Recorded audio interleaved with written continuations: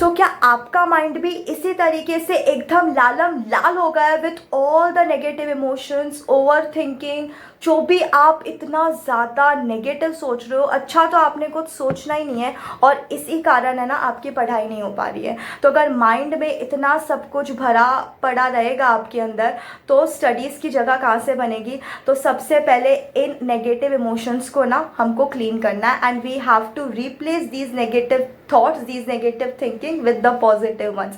So I am here with a Yodha strategy for all my old syllabus students. And what more you need students, मतलब और क्या चाहिए आपको। मैं इस योद्धा स्ट्रैटेजी में आपके लिए सब कुछ लेकर आ गई हूँ। दी इम्पॉर्टेंट चैप्टर्स, कौन से चैप्टर्स आपको कब करने हैं, कैसे करने हैं, each and everything. So we are going to look step by step कि हम लोग कैसे क्या करने वाले हैं। But the step 1 of Yoddha strategy is number 1, you have to change your mindset first. सबसे पहले एक फ्रेश माइंडसेट के साथ बैठना and you have to promise me कि अब आप वो जो नेगेटिव इमोशंस है ना वो आप साइड में रख दोगे। एकदम आपने साइड में रख देना है, अपने अंदर से हटा देना है। एंड अब मैं आपके एक एक नेगेटिव थॉट को पॉजिटिव में कैसे कन्वर्ट करती हूँ आप देखते रहो। I am an old syllabus, so what, I have experience, I have learnings of the past attempt. It is the last attempt, बहुत डर लग रहा है मैम, ये लास्ट अटेम्प्ट है। I will give my 1000% in it. ICSI papers tough set करेगी, since it is the last attempt ना, papers tough आने वाले हैं। I am tougher, what else. Percentage अगर वो कम आया तो उल सिलेबस का एकदम स्ट्रिक्ट आया तो doesn't matter. How does it matter? Think. Attempt baggages. इसको कैसे रिप्लेस करोगे मैम? बेटा, these are not your baggages. These are my learnings, which I had learned from my previous attempts. I'm now tired of failures. You are tired of failures? Yeah. Now it's time to make it a success. Make it. Zero self confidence, या I do agree.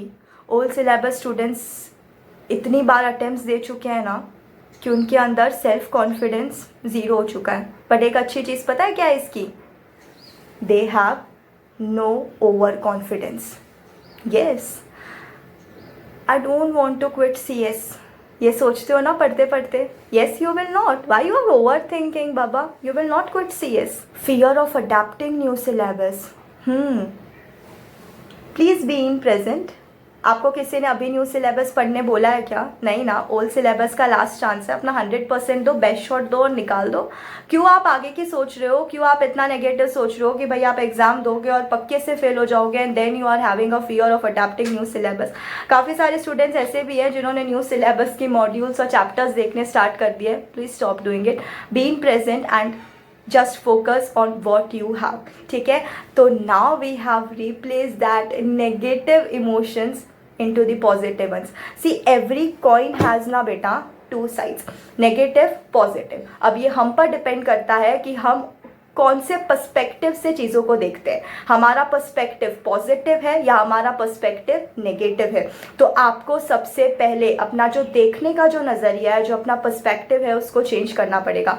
Then only this Yoddha strategy is going to work for you. So number 1, step 1 of Yoddha strategy is to have a fresh mindset and change your mindset, convert and replace all your negative thoughts and emotions into the positive one. So the step 1 of Yoddha strategy आपको समझ में आया। Now we'll move towards the step 2 of the Yoddha strategy. So for that I have to split the screen. Just give me a minute. Yes.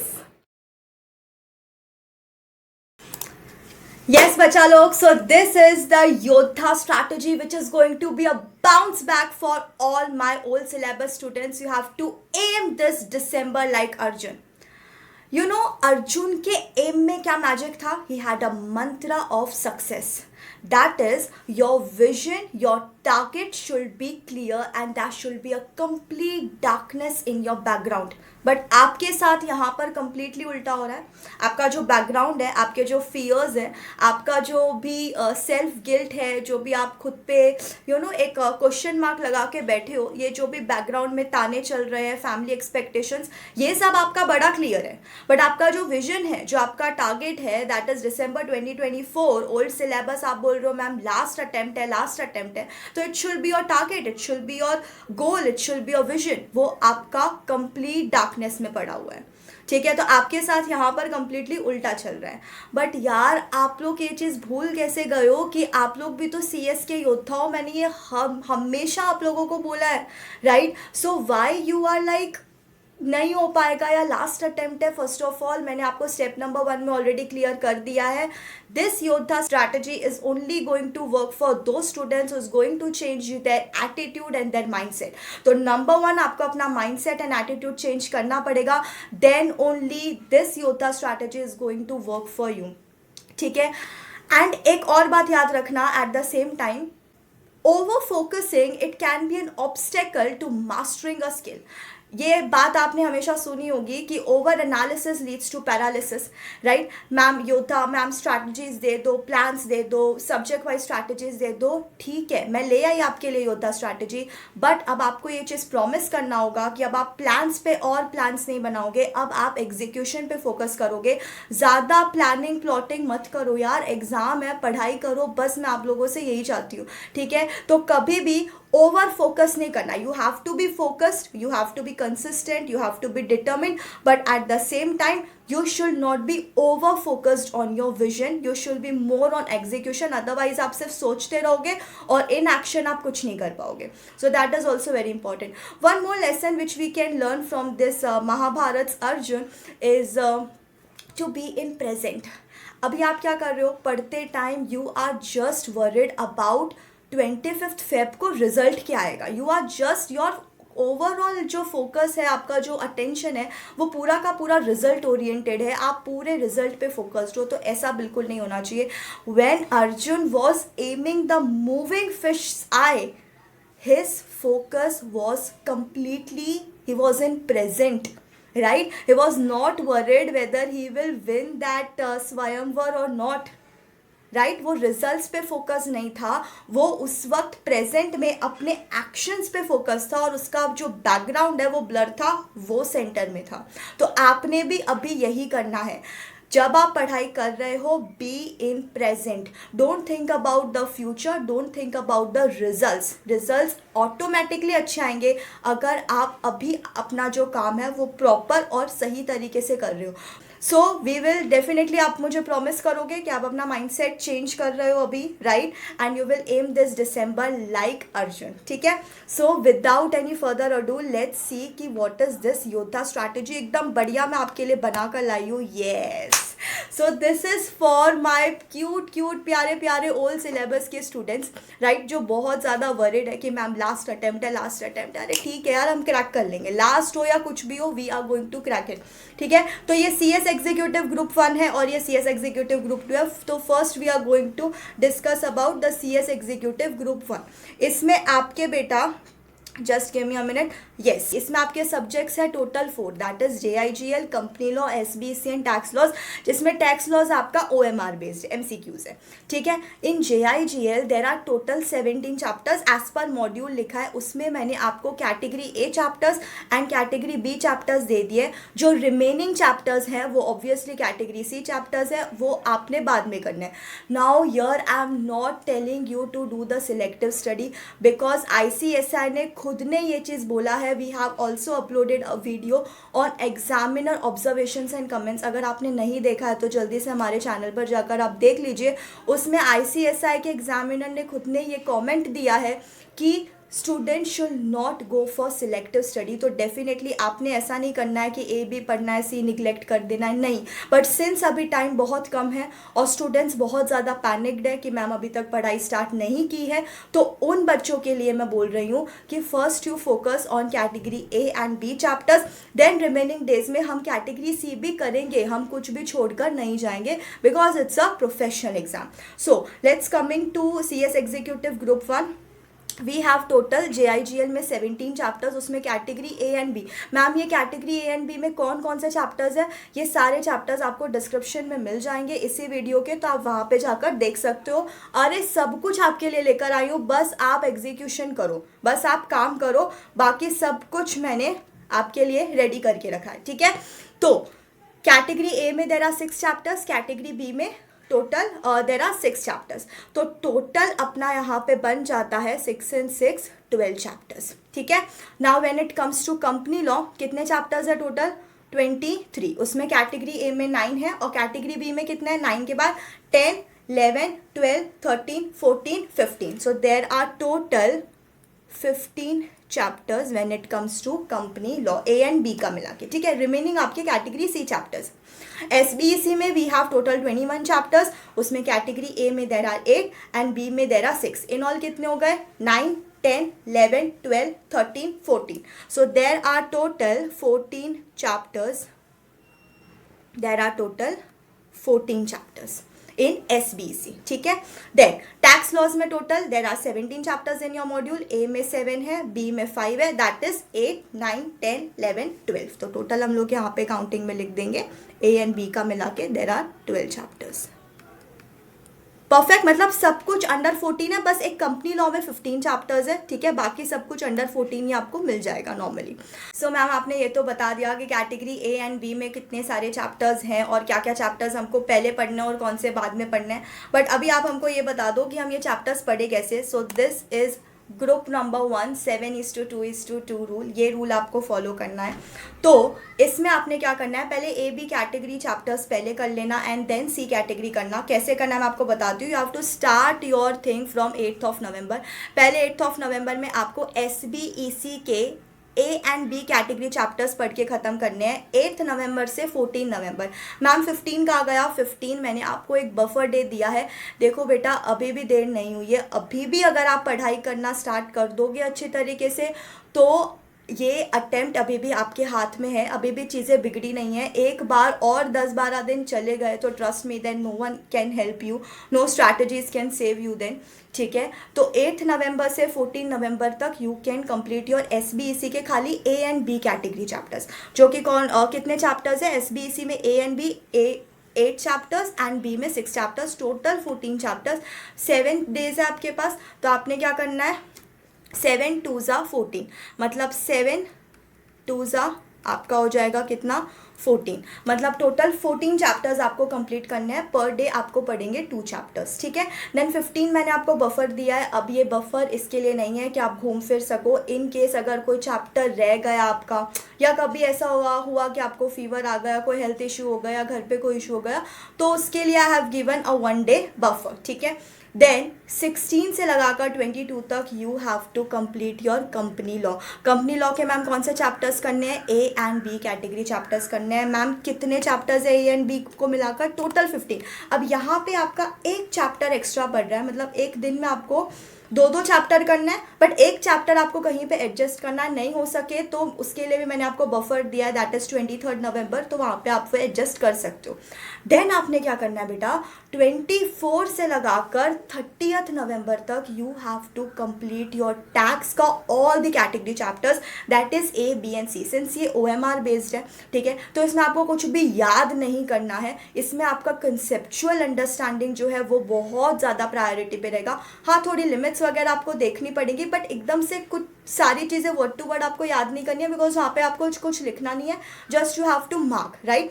तो आपका conceptual understanding, I understand, इसमें बहुत तगड़ा होना चाहिए, बट सिंस ये OMR based है और टैक्स है, तो मैं चाहती हूँ कि आप ABC कैटेगरीज जो है वो आप 24 से 30 करके इसको ख़त्म कर दो। But you're also have to give priority to A and B category chapters, जो टोटल ज़्यादा नहीं है टैक्स लॉज में, टोटल खाली 12 चैप्टर है A and B को मिलाकर। आई नो आप आराम से कर लोगे। तो 24 से 28 तक आप A and B category chapters कर लेना। फिर 29 एंड 30 जो आपके पास टाइम बचा है उसमें आप C कैटेगरी के जो रिमेनिंग चैप्टर्स है वो कंप्लीट कर लेना। 30 नवंबर तक आपका SBEC का at least A and B category chapters complete हो जाएगा, कंपनी लॉ का भी A and B हो जाएगा, और टैक्स तो आपका पूरा वंस एटलीस्ट पढ़ के हो जाएगा। तो 30 नवंबर तक at least you will have a confidence कि येस हम ये अटेम्प्ट अब निकाल सकते हैं। ठीक है, तो जो कॉन्फिडेंस अभी हिला हुआ है वो कहीं ना कहीं आपका ज़रूर वापस आ जाएगा आफ्टर स्टडिंग दिस मच। ठीक है, देन ये तो हो गए अपने 7 डेज़ के स्लॉट्स।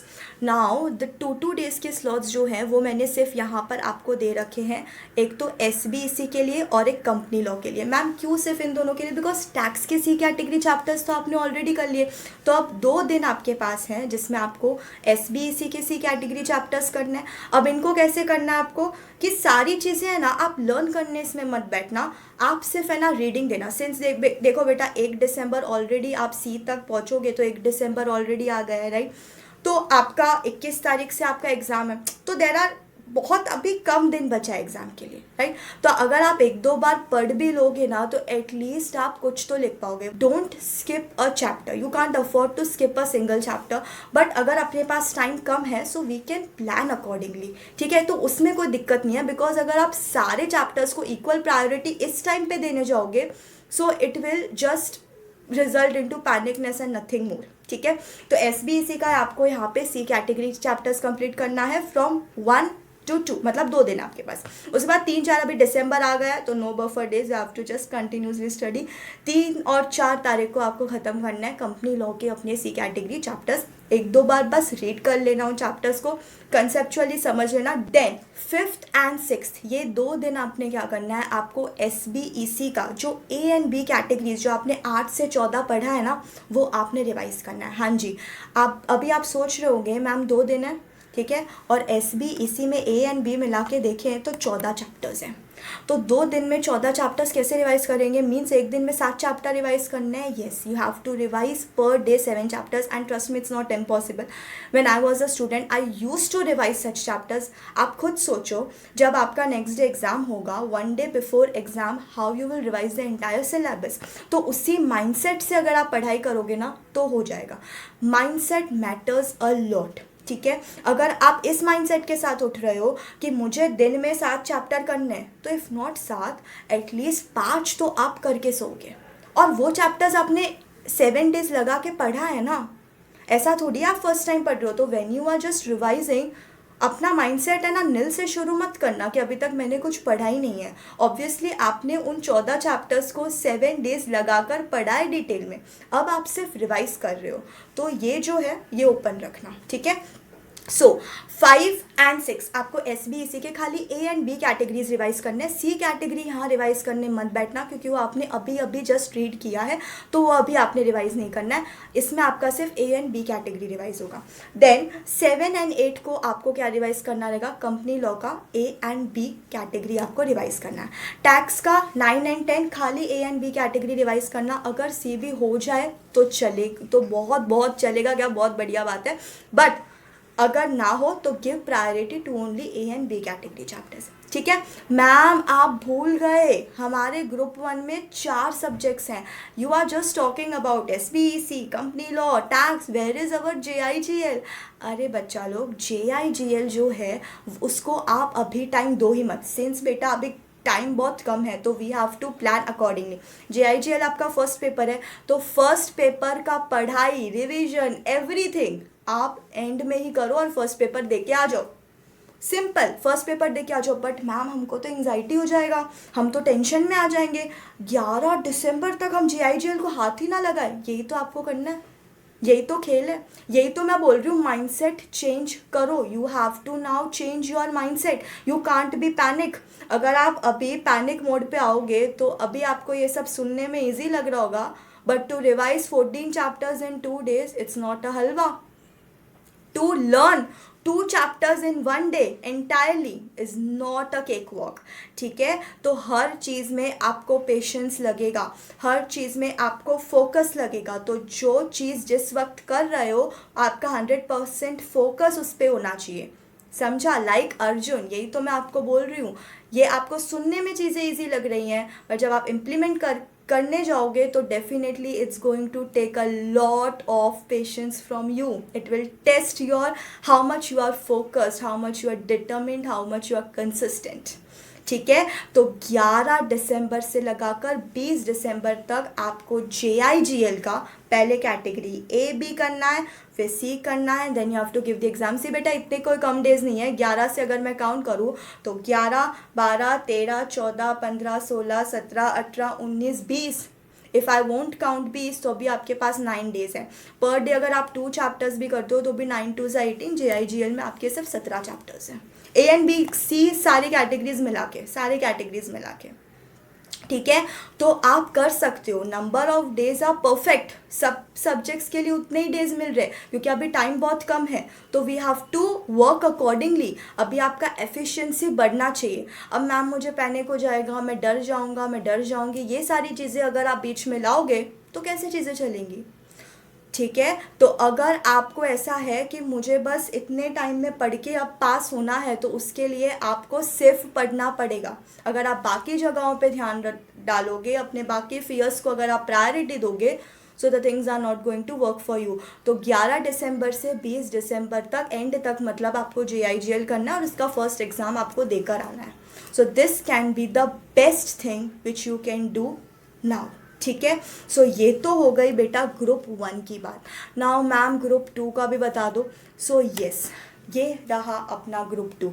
ग्रुप 2 में again we have how many subjects. There are 4 subjects, CMA, SLCM, EBCL and FSM, जिसमें आपका CMA and FSM are OMR, that is MCQ based. AB categories again आपको डिस्क्रिप्शन बॉक्स में मिल जाएंगे. Remaining chapters are C categories. So when it comes to CMA, A category में there are 8 chapters, B में there are 7 chapters. Means total हो गए 9, 10, 11, 12, 13, 14 and 15. तो total we are having here 15 chapters. ठीक है, SLCM में तो टोटली 16 चैप्टर्स है. A में मैंने 7 डाले हैं, B में मैंने 4 डाले हैं, तो इट इज़ 8, 9, 10, 11. तो टोटल 11 चैप्टर्स आपका A और B मिला के है. ठीक है, ये पेन को क्या हो गया, 11 चैप्टर्स. ओके, ठीक है. देन EBCL में there are total 24 chapters. So A में आपका 8 है और B में आपके 5 चैप्टर्स हैं. तो यहाँ पे आपका जो टोटल है ये हो जाता है 9, 10, 11, 12 and 13. So there are total 13 chapters A B मिलाकर. एंड यहाँ पर 6 एंड 4, तो यहाँ पे आपके हो गए टोटल कितने बेटा जी, 10 chapters when it comes to FSM OMR base. ठीक है, तो ये आपके हो गए 10 चैप्टर्स. तो मोस्टली सब कुछ अंडर 14 ही है. बस यहाँ पे CMA में 15 चैप्टर्स है which is MCQ based paper. I think आप यहाँ पर एक चैप्टर आप मैनेज कर लोगे, बाकी सब कुछ अंडर 14 है. मैम बता दो फटाफट कि how to deal with this group 2, हम कैसे इसको पढ़ना, अभी भी अगर हम पढ़ रहे हैं तो हम पास होंगे या नहीं, हमको ये बता दो. तो ये रहा आपका group 2. The rule is going to be the same, that is 7:2:2.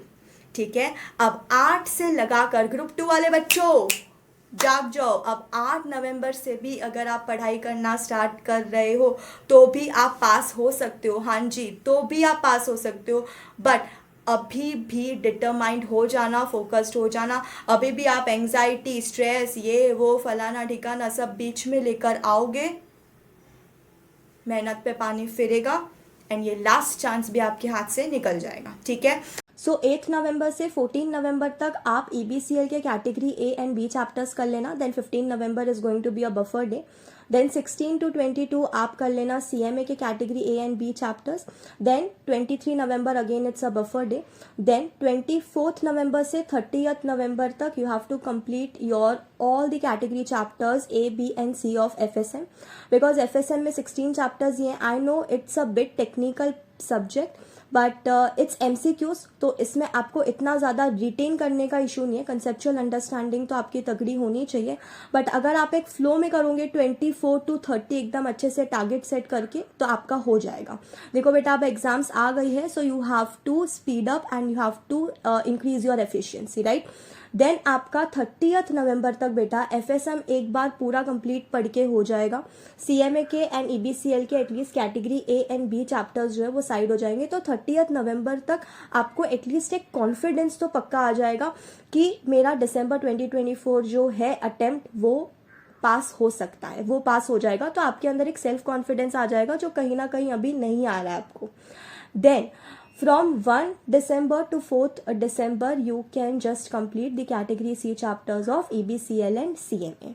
उसके बाद आप 5 December to 6 then 7 to 8 9 to 10 इसमें आप EBCL CMA एंड FSM के रिवीजन कर सकते हो ना। इसमें कौन से चैप्टर्स आपको लेने हैं? Only category A and category B chapters. इसमें आपको कैटेगरी C चैप्टर्स रिवाइज नहीं करने हैं, सिर्फ A एंड B आपको रिवाइज करने हैं, that's it.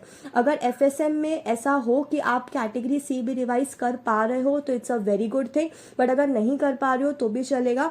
At least you have to give priority to the A and B category chapters. तो 5 to 10 तो आपका हो जाएगा बेटा पूरा रिवीजन। तो 10 तारीख तक आपका ये जो 3 सब्जेक्ट है इनके सारे कैटेगरी चैप्टर्स पढ़ के हो गए और एक बार A एंड B वाले जो चैप्टर्स थे वो रिवाइज करके भी हो गए।